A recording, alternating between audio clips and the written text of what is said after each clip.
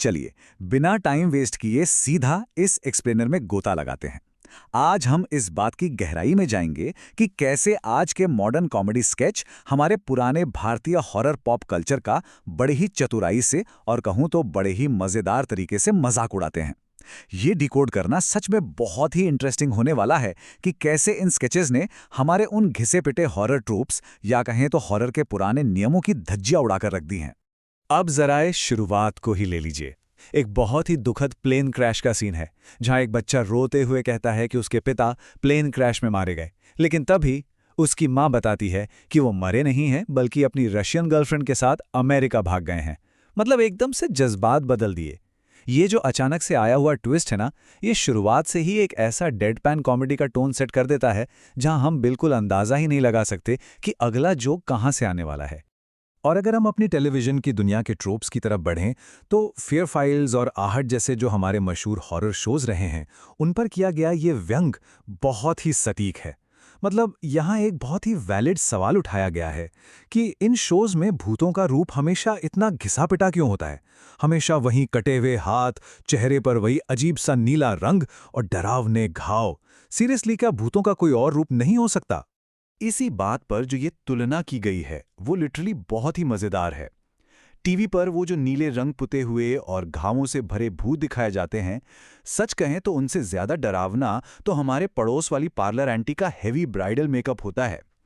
ये व्यंग TV shows के उस फिक्स मेकअप पैटर्न पर एक तगड़ा तमाचा है, जहां ऐसा लगता है जैसे हर भूत एक ही डिस्काउंटेड नीले पेंट के साथ तैयार होकर आता है। अब आते हैं एक और बड़े टीवी लॉजिक पर।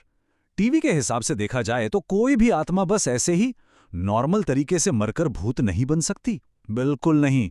क्या भूत बनने के लिए किसी का जलना, सांप का डसना या फिर किसी भारी भरकम गाड़ी के नीचे आना एकदम जरूरी है? ये जो जबरदस्ती थोपी गई दुखदाई बैक स्टोरी वाला ट्रोप है, ये हमारी इंडियन टेलीविजन की एक बहुत बड़ी और कड़वी सच्चाई है। और ये स्केच इसी बात का बहुत ही खुलकर और बेबाक तरीके से मजाक उड़ाता है। टीवी की दुनिया से निकलकर अब जरा सिल्वर स्क्रीन यानी बड़े पर्दे की बात कर लेते हैं। सेक्शन 6, बॉलीवुड हॉरर फॉर्मूला, हवेलियां, चौकीदार और रोमांस।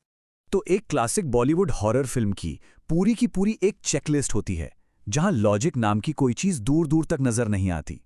हीरो जाएगा एक सुनसान जंगल में, वो भी पूरी तरह कैश देकर एक विशाल हवेली खरीदेगा।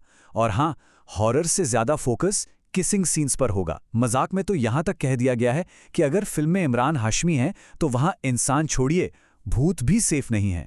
मतलब इमेजिन करके देखिए इस बात को। जो लोग इन फिल्मों को देखते आए हैं वो इस डायलॉग को सुनते ही समझ जाएंगे।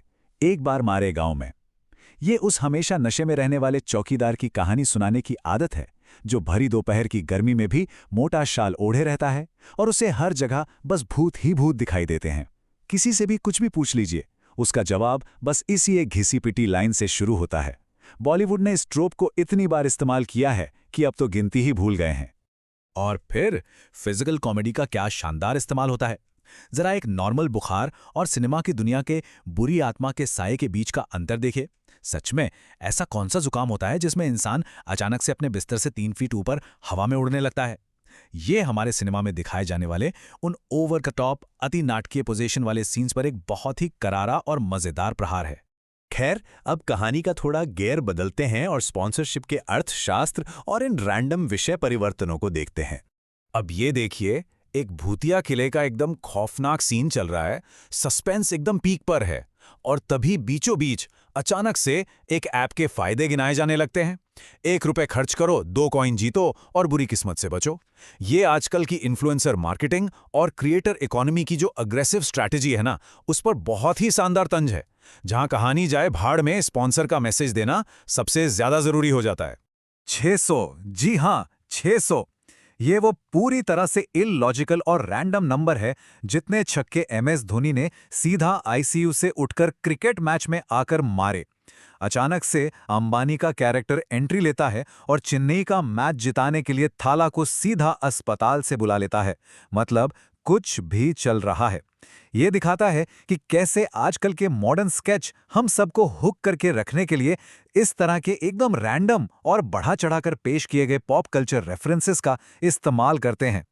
चलिए वापस अपनी हॉरर कहानी पर लौटते हैं, भूतों को बुलाने की बेवकूफी। यहीं पर हमारा सबसे फेवरेट डम प्रोटैगनिस्ट यानी मूर्ख नायक वाला ट्रोप सामने आता है। ये वो महान किरदार हैं जो सिर्फ अपना टाइम पास करने के लिए जानबूझकर खतरों से खेलते हैं।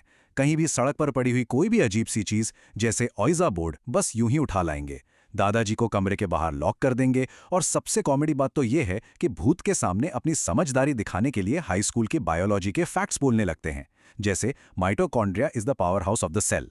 सीरियसली, भूत को इससे क्या मतलब? और ये वाला जो सीक्वेंस है ना, ये इस पूरे स्केच के बेतुकेपन का एकदम परफेक्ट निचोड़ है। जब भूत सच में सामने आकर खड़ा हो जाता है तो ये जो हमारे जेंजी किरदार हैं, ये कोई लॉजिकल तरीका नहीं अपनाते, बल्कि ये हॉलीवुड मूवी के प्रॉप्स और अपनी एकदम घटिया एक्टिंग से उसे भगाने की कोशिश करते हैं।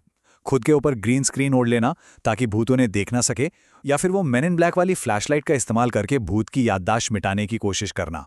ये साफ दिखाता है कि आज की इंटरनेट जनरेशन अपनी रियल लाइफ प्रॉब्लम्स का सॉल्यूशन भी हॉलीवुड फिल्मों में ही ढूंढती है। और यहां आकर तो भाई लॉजिक ने पूरी तरह से आत्महत्या ही कर ली है। एक बहुत ही मजेदार विजुअल गैग के लिए सारी समझदारी खिड़की से बाहर फेंक दी गई है। इस कॉमेडी यूनिवर्स में ये बात एकदम साफ हो जाती है कि जब आप किसी गलती को सुधारने जाते हैं तो एक और नई और भी बड़ी मुसीबत खड़ी कर लेते हैं। भूत को भगाते भगाते स्पेलिंग उल्टी पड़ने की वजह से गलती से उसकी गर्भवती पत्नी और अजन्मे बच्चे को भी वहीं बुला लिया जाता है। मतलब प्रॉब्लम सॉल्व होने की जगह 10 गुना और बढ़ गई। 9 लाख लाइक्स। वीडियो खत्म करने से पहले क्रिएटर अचानक से इतने लाइक्स की डिमांड कर देता है। यहां आकर फोर्थ वॉल पूरी तरह से टूट जाती है।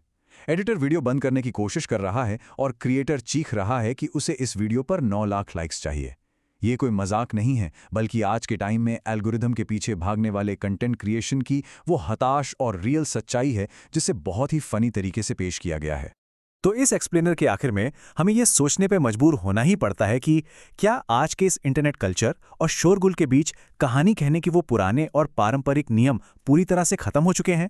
क्या आजकल की मॉडर्न डिजिटल कॉमेडी में किसी लॉजिक की जरूरत बची भी है, या फिर बस ये मीम्स और बेतुकापन ही सबसे ज्यादा एंगेजिंग कंटेंट बनाता है? शायद आधुनिक कॉमेडी का यही एक नया, थोड़ा अजीब लेकिन मजेदार सच है।